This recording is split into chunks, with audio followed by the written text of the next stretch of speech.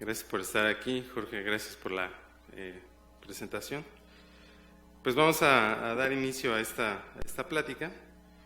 Como muchos saben, pues la estimulación magnética transcranial es una técnica que permite la estimulación eléctrica no invasiva de la corteza, utilizando una bobina que a su vez va a inducir cambios en la excitabilidad neuronal.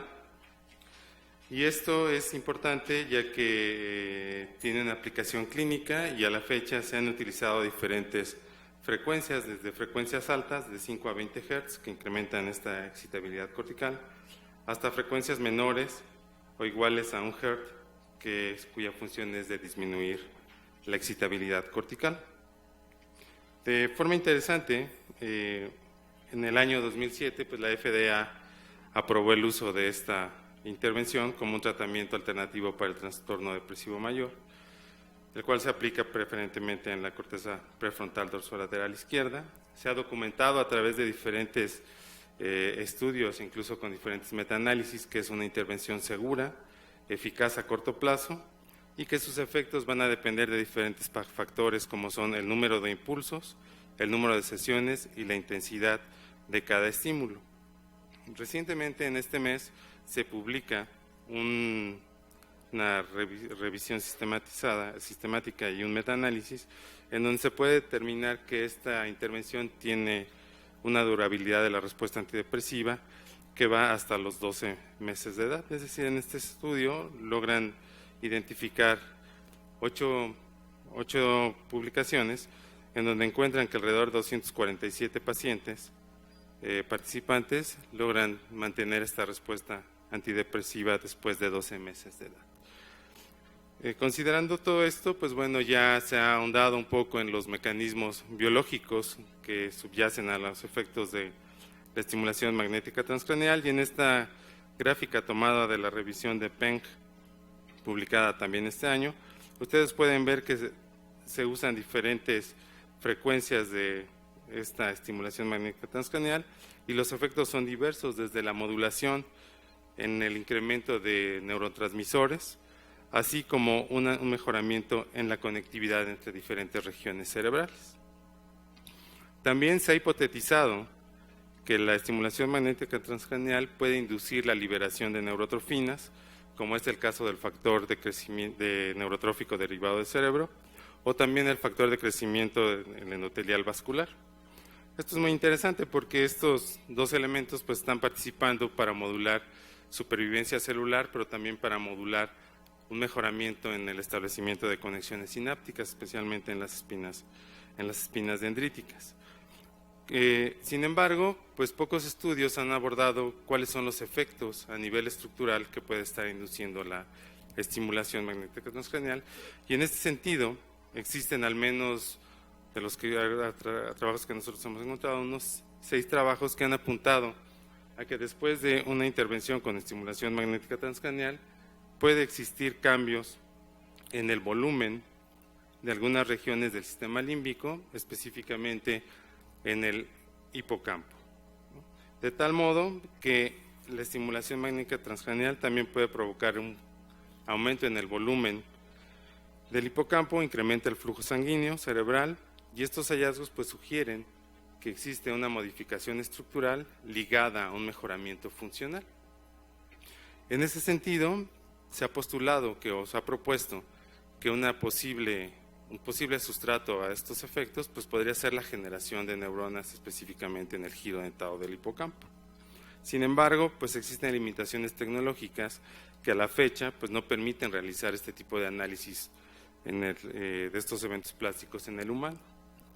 En este sentido, nosotros hemos tomado como base los estudios que se han realizado en el instituto, en donde se ha visto que cuando se aplica la estimulación magnética transcranial en pacientes con diagnóstico de depresión a una frecuencia de 5 Hz, esto genera un efecto tipo antidepresivo.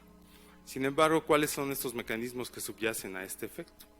Es posible que entonces nosotros establezcamos unas hipótesis que son que si la exposición al protocolo de estrés crónico impredecible puede generar conductas tipo depresivas en roedores y afecta la plasticidad cerebral en estos animales de experimentación, que la estimulación magnética transcranial repetitiva a 5 Hz revertirá las conductas tipo depresivas y promoverá modificaciones en la plasticidad cerebral.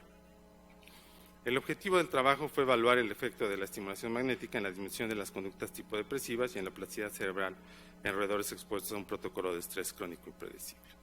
Este protocolo pues reproduce algunas de las alteraciones conductuales de la depresión, como son la anedonia y la apatía, pero también induce algunas alteraciones fisiológicas y disfunción en el eje hipotálamo pituitario adrenal. Asimismo, va a poder reproducir o reproduce la condición clínica del tratamiento farmacológico, es decir, podemos ver realmente si una intervención es funcional o no a través de la disminución de estas conductas tipo depresivas.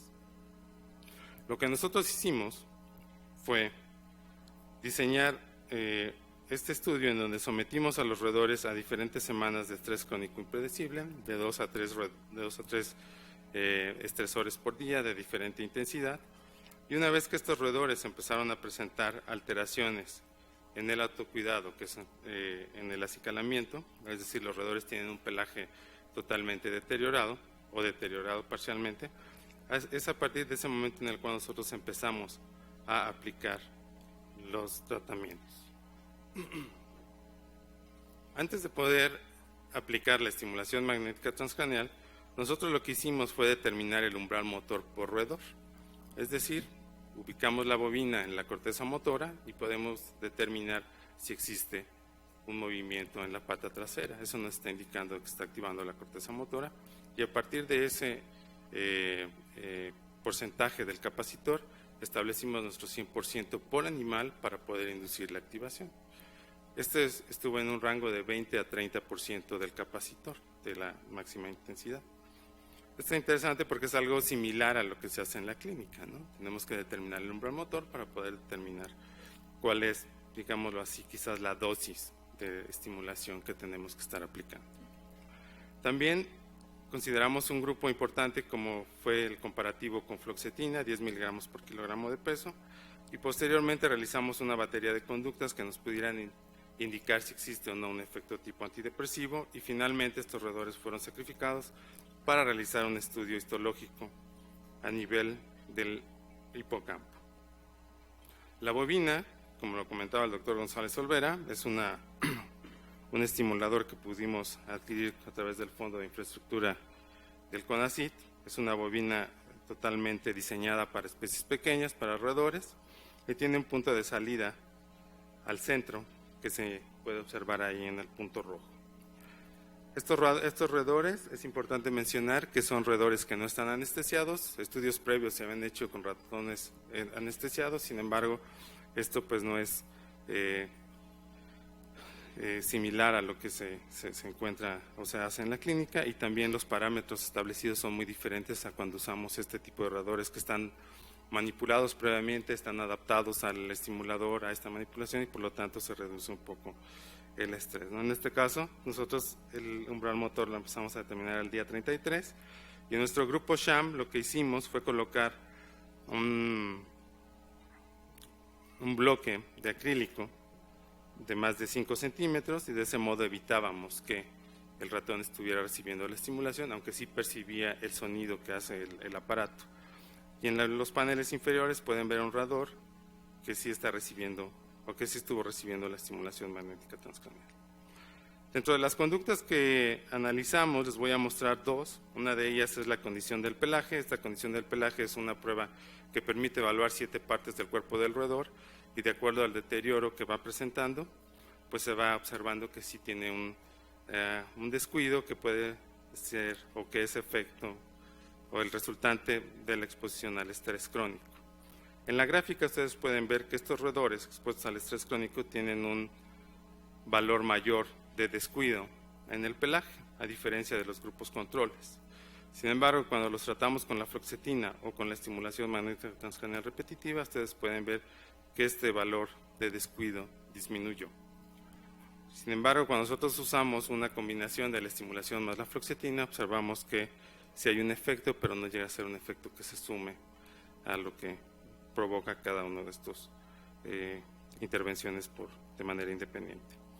También analizamos la conducta de desesperanza, evaluada a través del tiempo de inmovilidad de nuestros roedores en la prueba de nado forzado, y pueden ver aquí que estos roedores pues sí presentan un mayor tiempo de inmovilidad que refleja una mayor desesperanza, y este parámetro pues es disminuido tanto por la fluoxetina como por la estimulación magnética transcraneal.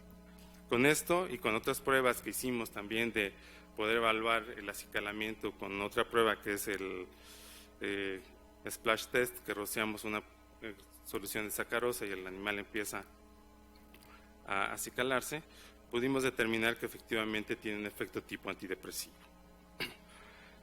Y estos efectos pues son similares a los que provoca la fluoxetina de 10 miligramos por kilogramo de peso. Con esto nosotros validamos que sí existe la presencia de ciertas conductas tipo depresivas. Sin embargo, ¿qué pasa con la neuroplasticidad estructural? Si recordamos estos dos trabajos, pues algunos nos sugieren que la generación de neuronas podría ser uno de los sustratos que detone o que lleve a poder evaluar o poder ver estos efectos positivos de la estimulación. Recordemos que muchos trabajos han sido publicados en el sentido de que los fármacos antidepresivos favorecen la generación de neuronas y de ese modo también se reducen o se revierten las conductas tipo depresivas en los roedores. Estos trabajos también, o algunos parámetros de este tipo, también han sido evaluados en pacientes en tejido post-mortem, sobre todo el grupo de Victoria Arango en Canadá ha observado que existe una mayor tasa de proliferación celular en aquellos sujetos que estuvieron recibiendo fármacos antidepresivos. Entonces es posible que también la estimulación utilice a la neurogénesis como uno de estos sustratos, ¿no? En ese sentido, pues nosotros nos hemos dado a la tarea de poder evaluar el proceso neurogénico, pues específicamente en el giro dentado del hipocampo. En este sentido, nosotros podemos observar, en este video, podemos observar en color verde lo que se corresponde a las células troncales, que dan origen a las nuevas neuronas. Este es un corte coronal de más de 200 micras, entonces ustedes pueden ver la profundidad que pueden existir toda una gama de células, no solamente estas precursoras, sino que también pueden existir algunos otros, como pueden ser los astrocitos, microglia, células endoteliales, etc. Si nosotros nos vamos a analizar este proceso neurogénico, lo que nosotros pudimos hacer utilizando un método recientemente publicado por Egeland, en donde realmente nos permite distinguir cómo están siendo los cambios tanto en un hipocampo dorsal como en un hipocampo ventral, podemos definir cómo existen estas alteraciones, y esto es relevante porque el hipocampo dorsal está más ligado a conductas a procesos de aprendizaje y memoria, y el hipocampo ventral está más relacionado con la contención ante estas situaciones de tipo adverso, como puede ser el estrés, debido a su mayor conexión hacia la amígdala. Usando esto, nosotros primero hicimos histología sencilla con dimetiaminobencidina, y pueden ver en estos paneles tanto un ejemplo de una imagen identificando astrocitos con la proteína fibrar cílica de la glía, y en esta amplificación lo que encontramos son estas células que tienen una proyección radial. Esto es lo que describió en su momento el grupo de Seri, que correspondían a las células troncales. Son aquellas que tienen características de la glía radial, ya que proyectan hacia la corteza, hacia la capa molecular del giro dentado del hipocampo. Además, estas células expresan otros marcadores, como son los factores de multipotencialidad, como es el factor de transcripción SOX2, y puede corresponder a estas células de tipo glía radial que corresponden a las células troncales. Cuando nosotros cuantificamos usando estereología simplificada, pudimos determinar que existe una disminución en la densidad óptica de este marcaje que corresponde a las células troncales. Sin embargo, tanto la fluoxetina como la estimulación logran revertir los efectos provocados por el estrés crónico impredecible.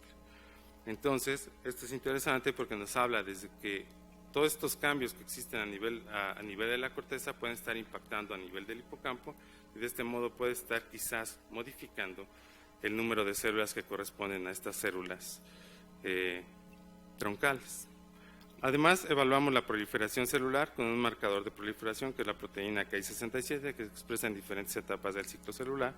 Y pueden ver en la gráfica, nuevamente, que el estrés crónico impredecible disminuye el número de células positivas a Ki67, y esto se revierte tanto por la fluoxetina como por la estimulación magnética transcraneal. Aunado a esto, pues es justo mencionar en este momento que el proceso neurogénico involucra diferentes etapas, desde la proliferación, la supervivencia celular, la maduración, la integración de estas nuevas neuronas. Y un marcador importante que nosotros hemos utilizado en el laboratorio, pues es la proteína doble cortina. Esta proteína es una proteína se une a los microtúbulos, y pueden ver que marca tanto el soma como estas proyecciones dendríticas, de tal modo que podemos evaluar hasta la complejidad de estas nuevas neuronas. Lo que pueden ver en la gráfica es muy repetitivo a lo anterior, sin embargo pueden ver que también esta disminución causada en el número total de las células positivas a doble cortina por el estrés crónico impredecible lo revierte la fluoxetina y la estimulación magnética transcraneal. Además, pueden observar en las secciones color blanco de estas barras que la estimulación magnética transcraneal también favorece que estas nuevas neuronas identificadas por la expresión de doble cortina puedan tener un árbol dendrítico mejor elaborado. Esto es muy interesante porque diferentes grupos, y nosotros publicamos también este año, que estas células positivas a doble cortina con un árbol dendrítico maduro son capaces de responder a los estímulos novedosos. Y utilizando anticuerpos que identifican proteínas codificadas por los mensajeros de genes tempranos de activación, pues podemos identificar qué población celular está siendo activada después de esto. En conclusión de este resultado, pues podemos decir que la estimulación magnética transcraneal aplicada a 5 Hz revierte la disminución del número de células tipo 3, que son las que tienen un árbol dendrítico más elaborado, y principalmente esto se da, o este efecto se puede ver tanto en la región dorsal como en la región ventral del giro dentado del hipocampo y favorece la maduración dendrítica. Sin embargo, pues podríamos decir, no solamente son estas células las que están siendo modificadas, ¿no? Debe de existir algunos otros parámetros que nos digan que estas células de nueva generación pues tienen que estar estableciendo conexiones funcionales, o conexiones, digámoslo así, ya que es un estudio histológico. Lo que hemos hecho recientemente es utilizar proteínas que sensan los niveles de calcio, como es la proteína calvindina, y estudios publicados, o un estudio publicado por Benedict Romer en el 2011, demuestran que esta calvindina, y por otros mucho antes, claro, demuestran que esta proteína calvindina se distribuye en lo que conocemos como las fibras musgosas. Estas fibras musgosas son en realidad los axones de las células granulares del giro dentado del hipocampo. Y recientemente pues, se ha demostrado que las nuevas neuronas al día 10 de su nacimiento empiezan a proyectar el axón hacia CA3 y forman parte de estas fibras musgosas. Especialmente esos axones están proyectados hacia la parte infrapiramidal de estas fibras musgosas. Cuando nosotros cuantificamos el volumen de estas fibras musgosas, encontramos que en los roedores estresados existe una disminución en el volumen de estas fibras musgosas identificadas por la proteína calvindina. Y esto es revertido tanto por la fluoxetina como por la estimulación magnética transcraneal repetitiva. Es decir, tenemos un elemento más para decir que no solamente hay neuronas, no solamente es un fenómeno, sino que también existe un mejoramiento en el establecimiento de estos, o en la maduración quizás de estos axones, que puede establecer una mayor conexión o una conexión mejor hacia la zona CA3 del giro dentado del hipocampo. Este efecto es más pronunciado en la región ventral del giro dentado, y en este sentido yo podría resumir que la estimulación revierte por un lado las conductas tipo depresivas, que favorece la población celular con características de la glía radial, que la estimulación disminuye o revierte, la disminución en el número de neuroblastos y el número de nuevas neuronas inmaduras, así como favorece la maduración de los axones de estas nuevas neuronas.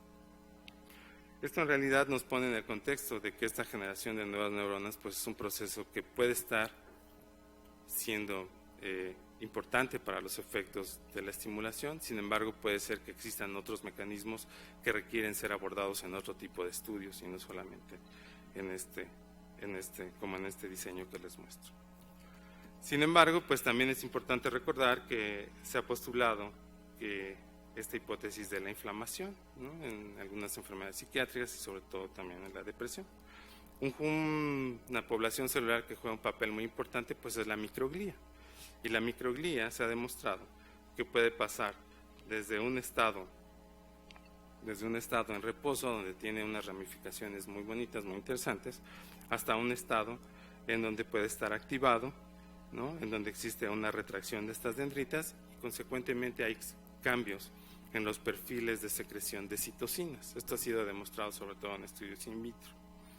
Es entonces que nosotros, si consideramos que existen diferentes reguladores de la neurogénesis y que entre ellos está el estrés, la inflamación y la microglía, pues nos resultó interesante también incluir este elemento dentro de nuestro estudio para ver si la estimulación magnética transcranial a 5 Hz podía estar modificando estos parámetros. Estas son imágenes representativas de los diferentes grupos, donde identificamos a la microglía con una proteína que unión a calcio también. Y lo que pueden ver aquí pues es en realidad la distribución tanto en la región dorsal como en la región ventral de los diferentes grupos. ¿Qué hicimos? Pues la cuantificación también basados en la estereología modificada. Pueden observar que los roedores expuestos a estrés crónico presentan una disminución de esta microglía, a diferencia del grupo control, y que la disminución en el número total de estas células positivas a IVA1 es revertido tanto por la fluoxetina como por la estimulación magnética transcranial. Cuando hicimos el análisis morfológico de los dos tipos de la microglía, tanto en reposo como activa, pueden ver imágenes representativas en los paneles inferiores, pueden observar que también existe un aumento en el número de células positivas a IVA1 que corresponde a una morfología de tipo en reposo. Es decir, la estimulación también está modulando este tipo de población celular y nos lleva a pensar que estos resultados pues modulan, o que la estimulación sí es capaz de modular la plasticidad en el hipocampo y puede revertir los efectos conductuales generados por el estrés crónico impredecible. Si yo me regresara a este ejemplo o a este esquema en donde trataba de representar la neurogénesis, pues es importante mencionar que existe una interacción entre todos estos elementos celulares. Un trabajo publicado por Amanda Sierra dice que las células de la microglía establecen interacciones físicas con las células troncales y de ese modo controla también la posibilidad de que estas células puedan dividir y puedan en un momento dado llegar a una maduración debido a las citocinas que están liberando, sobre todo de tipo antiinflamatorio. Entonces, si lo podemos ver en toda una imagen completa, todos estos estudios o estos resultados, pues nos hablan que la estimulación puede estar afectando desde la proliferación celular. La proliferación celular pueden existir entonces también que las neuronas ya formadas ahí empiecen a liberar el factor de neurotrófico derivado del cerebro. Este factor favorezca entonces la supervivencia celular, la maduración dendrítica, la conexión entre estas y por lo tanto que exista una mayor funcionalidad en estas células y que esto esté ligado a un mejoramiento en las conductas que observamos en los roedores, ¿no? Sin embargo, pues existen aún muchas preguntas sin respuesta y algunas de estas están siendo abordadas también en el laboratorio. Por ejemplo, ¿cuáles son esos mecanismos moleculares que subyacen a los efectos de la estimulación magnética transcranial repetitiva en este modelo? ¿Y cómo es que afecta esta plasticidad en el nicho proneurogénico? ¿Serán los efectos tipo antidepresivos observados en el modelo de estrés crónico impredecibles dependientes o independientes de la neurogénesis?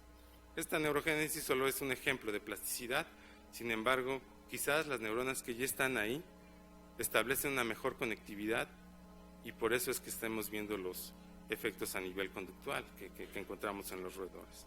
Para esto lo que nosotros estamos utilizando es un fármaco que disminuye la producción de neuronas y que en ese sentido nos puede permitir evaluar si estos efectos son dependientes de la dependientes del aumento en la neurogénesis, o existen otras modificaciones a nivel plástico que estén detonando, que nos estén llevando a un mejoramiento conductual. Perdón. Otra de las grandes preguntas también es si estas células troncales del giro dentado del hipocampo, las células precursoras, son capaces de responder a la estimulación magnética. ¿Cuáles son esas regiones cerebrales que se activan después de una sola sesión de estimulación? Y esto lo estamos siguiendo a través de la expresión de genes tempranos de activación, como es ARC, FOS, Delta FOS, CIF, 268, etc. Y también cómo están esos circuitos neuronales activados después de 28 días de estimulación magnética transcranial repetitiva en un modelo de estrés crónico impredecible. Y finalmente, otra de las grandes preguntas que nos hemos realizado es, si bien es cierto con esta técnica de inmunistoquímica con diaminobencidina vamos evaluando cada uno de estos elementos celulares, pues la gran pregunta es cómo está la interacción entre todos estos elementos, ¿no? Seguramente tiene que estar siendo modificada. En humano, pues lo ideal sería poder tener un resonador de 7 teslas, ¿no? De acuerdo a esta publicación en Nature, publicada este mes, pues es lo que se logra obtener con un resonador de 7 teslas, donde se pueden ver cosas sumamente finas, ¿no? Sin embargo, pues nosotros no tenemos un resonador de 7 teslas, ¿no? Entonces, en mi laboratorio, lo que hemos estado haciendo, pues justamente regresar al modelo animal y entonces aplicar la técnica del clarificado del cerebro, ¿no? Lo que hacemos es justamente pues poder tener un cerebro transparentado, o transparentamos el cerebro, y este es un cerebro de un ratón que expresa la proteína verde fluorescente bajo el promotor de la proteína fibrar acídica de la glía. Si nosotros hacemos esto, entonces es posible que podamos tener una mayor definición y poder hacer un estudio a nivel de la interacción celular. Y este es el ejemplo que les puse hace rato, en donde pueden ver en verde las células troncales, pueden ver que es un corte de 200 micras, donde existe un volumen, pueden ver ahí que existe diferentes células troncales. En este lado también podemos identificar a las proteínas positivas, a las células positivas a calvindina. En el video no se logra ver bien, en la computadora sí, como esta proyección de los posibles tractos axonales, pero también con esta técnica pues nosotros podemos evaluar cómo está conformada estos vasos sanguíneos, ¿no? Toda la vasculatura cerebral. En este panel lo que ven es justamente en el giro dentado del hipocampo, y es donde vemos en azul estas vasculaturas cerebrales, en rojo el marcaje de los núcleos con yoduro de propidio, y en verde pues lo que correspondería a las células troncales. De manera interesante, con esto pues pueden ver que existe un volumen, y si nosotros nos vamos ya a una forma más fina, pues podríamos estar analizando la posible interacción entre todos estos elementos celulares. Y en una parte de esta proyección, ya en voxeles, pues nosotros podemos distinguir que existe una interacción, al menos de estas células tipo astrocito, con las vasculaturas. Y esto es algo que reportó Song hace muchos años, donde justamente un pie del astrocito está haciendo contacto con los vasos sanguíneos. De este modo, la célula troncal, en este caso, está recibiendo nutrientes, y de este modo detona esta posible generación de neuronas. Entonces, la aplicación de la técnica del clarificado del cerebro, nos va a permitir estudiar las interacciones de los componentes celulares del nicho proneurogénico y de otras regiones cerebrales que son moduladas por diversas intervenciones utilizadas en el laboratorio. Una de ellas son los fármacos, la otra la modificación del ambiente, y también pues la acción de las hormonas, que son algunos de los proyectos que hemos estado realizando. Sin embargo, pues esto es hecho en un roedor, ¿no? Nos da mucha información muy valiosa. Vemos que hay cambios a nivel estructural, vemos que hay más neurogénesis, que probablemente hay una mayor conexión, que hay un mejoramiento en consecuencia conductual, y con estos estudios de estructura, modificaciones estructurales y modificaciones de tipo conductual, pues nos llevan a pensar que la neurogénesis tiene un papel muy importante. Sin embargo, sigue siendo en el roedor, ¿no? Y tenemos ciertas limitaciones. En ese sentido, se han propuesto diferentes modelos o poder obtener algunos modelos biológicos a partir de otras regiones diferentes al hipocampo, justamente para poder entender algunos de estos efectos que generan algunas intervenciones. En ese sentido, se ha propuesto el uso de células troncales pluripotentes inducidas. Sin embargo, también podemos hacer uso de otra región o de otra parte del organismo en donde existe neurogénesis constitutiva, y que es justamente el epitelio olfatorio.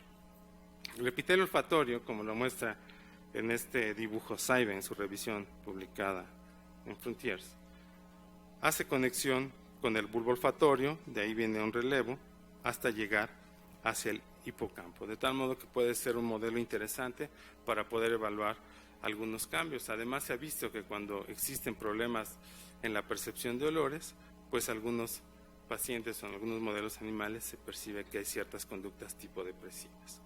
En ese sentido, pues el grupo de Schwab ha trabajado a lo largo de muchísimos años con estos modelos, en donde ha visto que existe una generación de neuronas en el epitelio olfatorio, y además lo interesante de este modelo es que son células que se pueden aislar.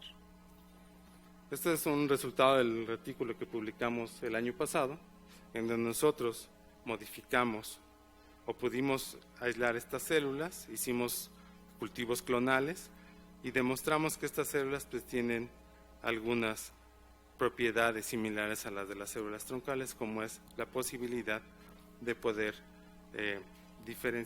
dividir in vitro, de poder formar neuroesferas, que es como una mórula, y estos son dos criterios que corresponden a las células troncales. También demostramos que expresan marcadores de células de humano, como es la proteína nuclear de humano, que expresan proteínas de células no comprometidas a un linaje aparentemente celular, como es la proteína nestina, expresan o tienen la capacidad de proliferar, pero también expresan el factor de transcripción SOX2, que está relacionado con multipotencialidad. Algunas de ellas logran expresar la proteína doble cortina y la proteína tubulina beta 3, así como otras proteínas propias de adhesión celular. En el trabajo que publicamos este año en Molecular Neurobiology, nosotros demostramos que estas células pueden diferenciarse después de más de 6 días con ciertos elementos como es ácido retinoico, y estas células, al poderse diferenciar en neuronas, pues tienen la posibilidad de poder evaluarse otros parámetros. En este caso, en este panel, les muestro la identificación de proteínas por Western blot en el panel de en medio, donde pueden ver que en condiciones de proliferación sí hay un aumento o una expresión importante de la proteína Ki67, lo que no vemos en las células diferenciadas. La nestina va disminuyendo, la tubulina beta 3 también disminuye, pero nunca desaparece. La proteína de posinapsis, la PCD95, mantiene su nivel. Tau, que es una proteína asociada a los axones, sí aumenta en estas células ya diferenciadas, aunque tenemos una expresión basal muy notoria en esa proteína. Y la proteína MAP2, que está más ligada a la diferenciación neuronal madura, pues sí se ve observada en este panel. Sin embargo, no encontramos la expresión de la proteína fibrillar acídica de la glía, y esto se observa mucho mejor en este panel donde se muestra la densitometría. Estas células, al diferenciarse en neuronas, pues nosotros también nos dimos a la tarea, utilizando una aproximación de tipo proteómico. Como pueden ver en el panel A, utilizamos microarreglos de anticuerpos que nos permiten identificar más allá de 500 proteínas. Entre ellas tenemos factores de transcripción, citocinas, quimiosinas, ligandos a receptores, etcétera. Pudimos encontrar que estas células son capaces de poder liberar estos diferentes marcadores y, de manera muy importante, algunas interleucinas. Con esto de base, a la fecha, nosotros tenemos un trabajo en curso que nos va a poder permitir evaluar los efectos de la estimulación magnética transcranial repetitiva. Estas células han sido aisladas de participantes con diagnóstico de trastorno depresivo mayor. Hemos aislado estas células, las hemos mantenido en el laboratorio, hemos empezado a analizar los medios en los que cultivamos estas células, derivado de los análisis, derivado de los arreglos de anticuerpos que hemos estado realizando. Y a la fecha, esto nos va a permitir quizás poder establecer algunos marcadores de los efectos que tiene la estimulación que podrían estar asociados con la generación de neuronas, tomando como modelo el epitelio olfatorio. Sin embargo, esto es algo que está en curso y nosotros esperamos, y por la presión del CONACYT debemos tenerlo listo para el siguiente año. De tal modo que yo podría concluir que los efectos de la estimulación magnética transcranial repetitiva son muy interesantes. Sin embargo, sí es importante seguir estudiando estos efectos para entender los mecanismos que subyacen sus efectos tipo antidepresivos, ¿no? Al final, pues debo de reconocer que este trabajo no lo hago yo solo, sino también mi grupo de trabajo. Principalmente lo que he mostrado hoy es algunos datos de Leonardo Ortiz, de Laura Gómez, lo del epitelio olfatorio, de David Meneses, que se ha encargado y ha hecho un montón de cosas con el estimulador, además de ver estos efectos tipo antidepresivos.